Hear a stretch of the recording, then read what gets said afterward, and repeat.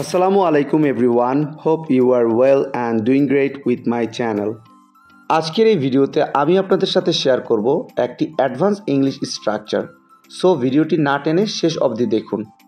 তোমার ভ্রমণ করার সময় নেই, আমার ভাত খাওয়ার সময় নেই, তাদের বেড়াতে যাওয়ার সময় নেই, তার বিশ্রাম করার সময় নেই। এই প্রতিটা বাক্যে যে জিনিসটা কমন আমরা দেখতে পাচ্ছি সেটা হলো সময় নেই। সো যখন আমরা কোনো সেন্টেন্সে সময় নেই বাক্যটি দেখতে পাবো সেক্ষেত্রে আমাদের ব্যবহার করতে হবে do not or does not have time. এই টাইপের বাক্যগুলোকে ইংলিশে বলতে হলে সেন্টেন্স স্ট্রাকচারটি হবে subject plus do not or does not have time plus to plus verb. চলুন তাহলে এই স্ট্রাকচারটি দিয়ে এক্সাম্পলগুলি দেখা যাক।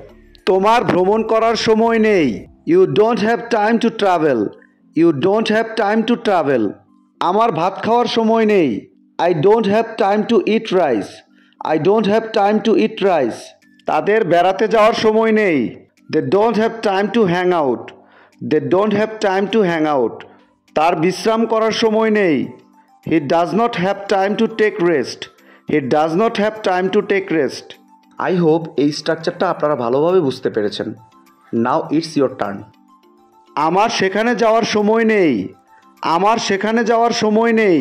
এই বাক্যটি ইংলিশে কী হবে আপনারা কমেন্টে লিখে জানাবেন।